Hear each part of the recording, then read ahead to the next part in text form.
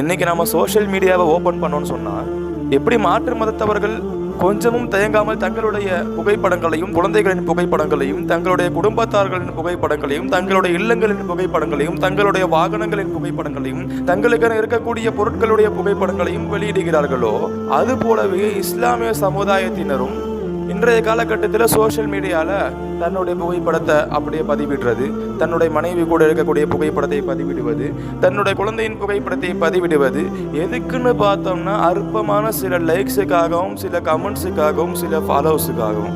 இது நம்ம ஹராமுன்னு ஒன்றும் சொல்ல வரல, அவரவரின் விருப்பம். ஆனால் நாம் பயந்து கொள்ள வேண்டிய விஷயம் என்னவென்று சொன்னால் கண்திருஷ்டி. கண்திருஷ்டி என்பது மார்க்கத்தின் பார்வையில் நிச்சயமாக இருக்கக்கூடிய ஒன்று.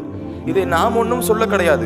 போதனைகளை போதிக்கக்கூடிய போதகர் ஹஸரத் ஸல்லல்லாஹு அலைஹி வஸல்லம் அவர்கள் சொல்லக்கூடிய ஒரு ரிவாயத்து இப்னு மாஜா கிதாபிலே வருகிறது.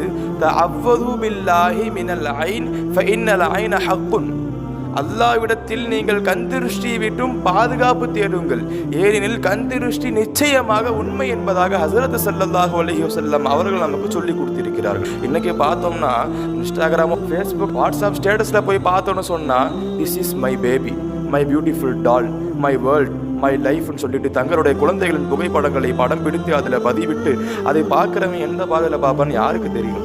சில பேர் குழந்தை அழகா இருக்குன்னு பார்ப்பாங்க, சில பேர் ஆஹா இவனுக்கெல்லாம் அழகான குழந்தையா, எந்த பார்வை எப்படி போகும்னு யாருக்கும் தெரியாது. இருந்தாலும் சில பார்வைகள், மோசமான பார்வைகள் இருக்கத்தான் செய்கிறது. கண்திருஷ்டி என்பது ஒரு விஷயம் பார்த்த மாத்திரத்தில் ஆஹா என்ன அழகா இருக்கு நினைச்சாலே முடிஞ்சிச்சு, கண்திருஷ்டி ஏற்பட வாய்ப்பு இருக்கு. அல்ல நம்மளே பாதுகாக்கணும். ஆக நம்மளுடைய அற்பமான சில லைக்ஸுக்காகவும், ஃபாலோயிங்காகவும், சில கமெண்ட்ஸுக்காகவும் தங்களுடைய வாழ்க்கையவே மக்கள் இன்னைக்கு பிணை கைதியாக தயங்குவது கிடையாது என்பதுதான் உண்மை. அல்லாஹ் நம்மை அவ்விதமான குணங்களை விட்டும் பாதுகாத்து அருள் புரிவானாக.